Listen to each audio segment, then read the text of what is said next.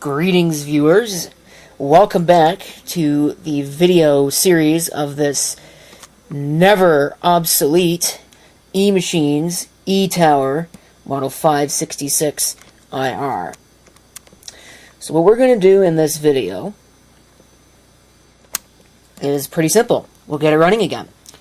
And in order to do that, what we're going to need to do is open it up. So we can flip it around here. Take the cover off and put a hard drive in it. And then we are going to use the factory restore CD to reload the operating system on this. Hopefully, assuming the factory restore CD will actually work the way that I hope that it does. Because it does say that the software included on this recovery CD-ROM was pre-installed on the hard drive at the factory. Now, that could mean any number of things. With modern computers, what that generally tends to mean is that it has a recovery partition on it, and the only way you can use the recovery CD is if the recovery partition is still present. With older machines, maybe not so much, because they tended to have smaller hard drives. You never know, but being as though this was a 15 gigabyte hard drive, and, 1999... that's a fair amount of space, so it should be interesting to see if this thing needs a recovery partition or not. I hope not, but you never know. So pulling the cover off is pretty easy. I hate doing it on these particular machines because it's a pain in the butt. Always, because they have this thing that goes around, and then they got this lock at the back, which was used for an actual lock so that people would not steal your computer tower, or most of the time people just put a clamp on that so you couldn't take the cover off unless you had the key for the lock that somebody had put on it. That way people wouldn't get into your computer to steal your peripherals or anything like that. Anyway, we'll pull that off, get it out of the way.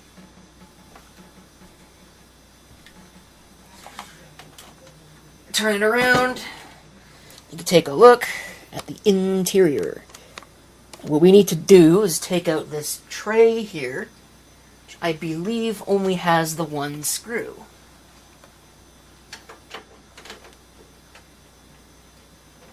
So take that out.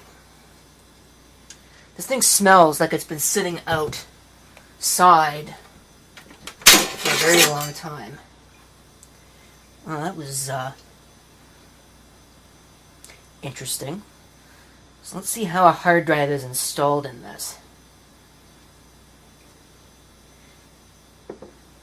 Because I don't see how you'd be able... I guess it's like that. Alright. So it's like this. You can actually see that. The drive goes in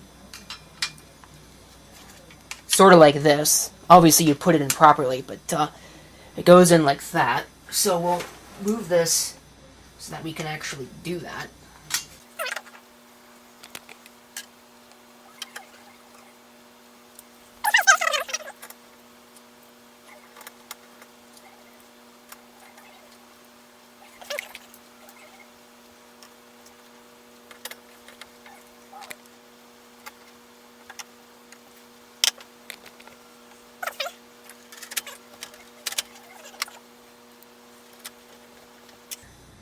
There we go, so the cage is back installed with a hard drive.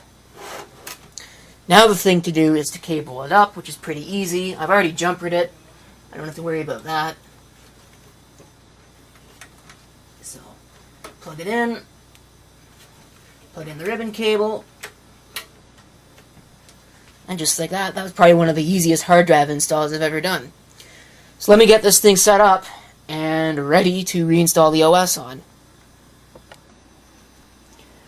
Okay, I've gone ahead and got it all cabled up. I'm going to use the original mouse. I'm also going to try this eMachines keyboard, which I was told is non-functional. I don't really know if that's true. But, if it is, I'm going to just blithely ignore that and try it anyway. Just because, why not? I don't know if this thing will automatically power on when I plug it in, so I haven't plugged it in to the wall yet. That's what I'm about to do. Hopefully it doesn't choose to explode now. They had a bad tendency of doing. Well, the later ones did. It did not. So we'll power it up.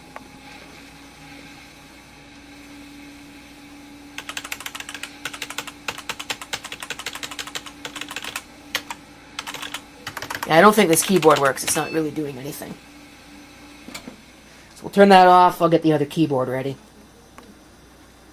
Okay, take two with a different keyboard this time.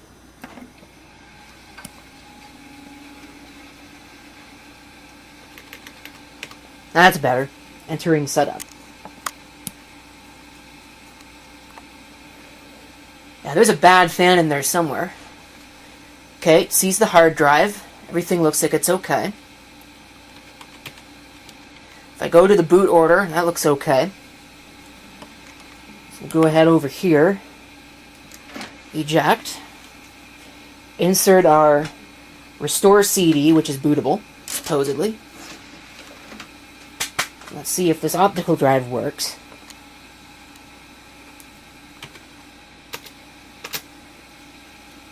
Probably didn't need to exit saving changes since I didn't make any changes, but it's a force of habit. Okay, well, the optical drive is reading. Starting Windows 98. That's promising. Restore Windows 98 will format hard drive. I don't know what's on the drive. It's probably... The drive itself is a 15 gigabyte Western Digital that I believe was last in my iMac G3600. I think I haven't used it since then. So...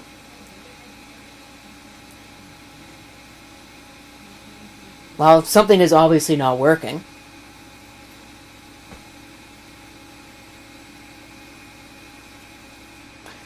Well, I'm going to reboot it. I'm going to boot to DOS. I'm going to reformat the drive. And see where we go from there. Because clearly it can't format on its own.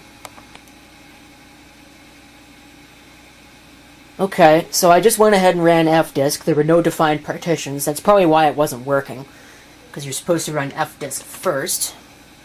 So I ran fdisk. We'll try it again with the will format option. See what happens.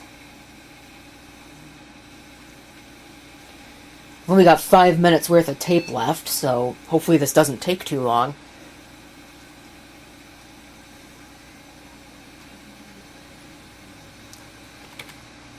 It went by so quickly I didn't even get to see what it was doing.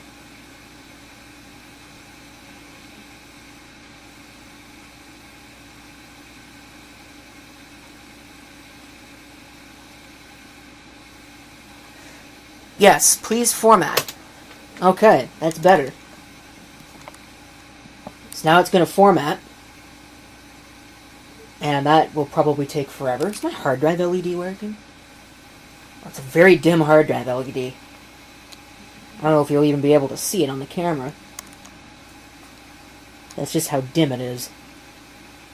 But I think it's working. We're at 3% now. So I'll be back when that's done. Okay, volume label, eMachines, which hopefully is 11 characters. And let's see what it does. Here we go.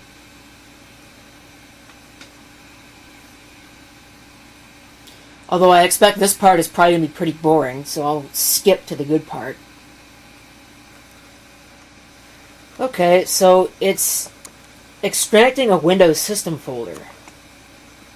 So, what is this doing? Is it just literally extracting a hard drive image? I should have looked at the contents of the CD. That might have been a little interesting. Because that's what it looks like it's doing, so I wonder how this is supposed to work. Yeah, that looks like that is literally what it is. It's just restoring an image to the hard drive. It just ejected the disk. So, we'll reboot. Camera says it's running out of battery again, which I don't believe.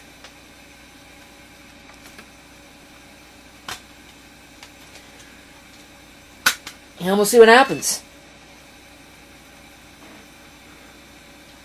Windows 98. Okay. Is it actually going to start?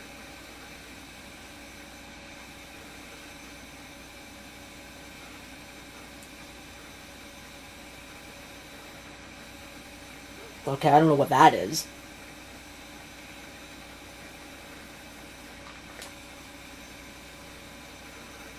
See if we actually get a desktop. Welcome to... Oh, God.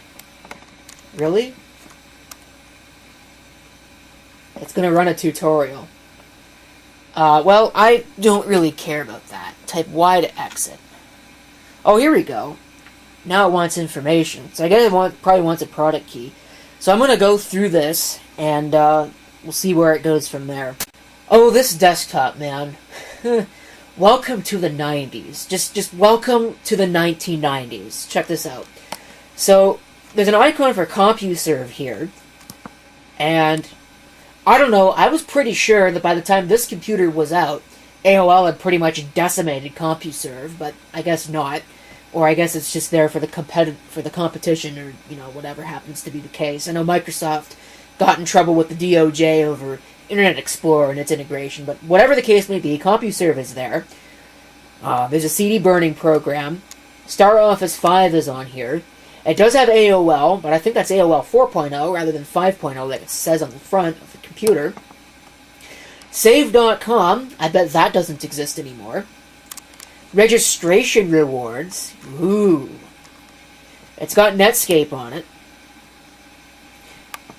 I choose alert, which is probably another one of those scammy things.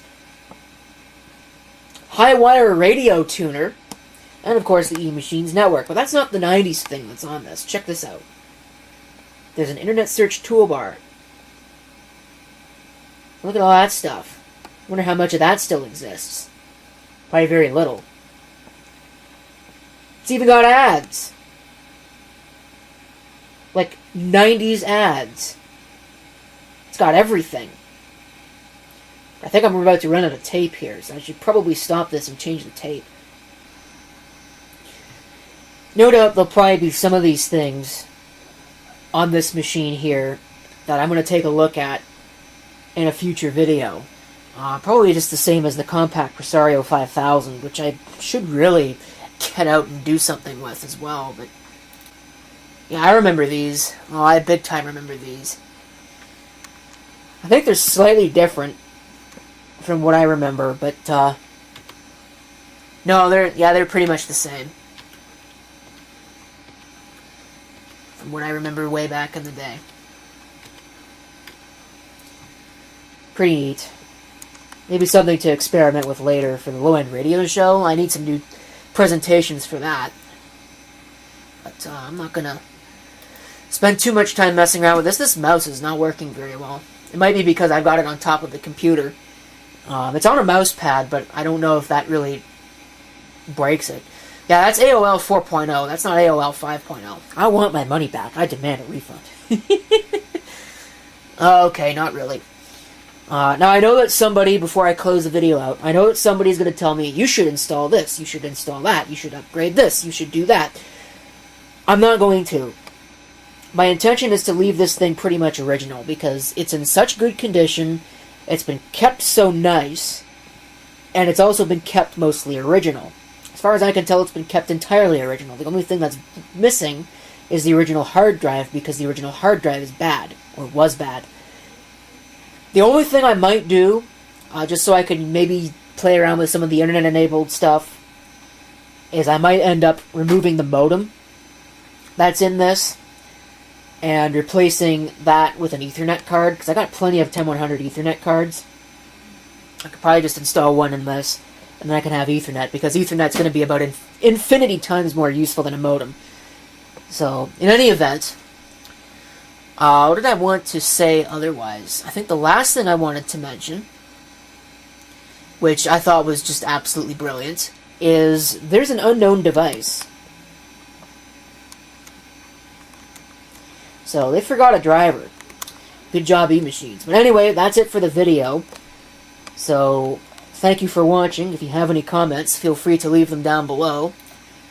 And this is CP666 signing off, and I hope to see you next time. Till then.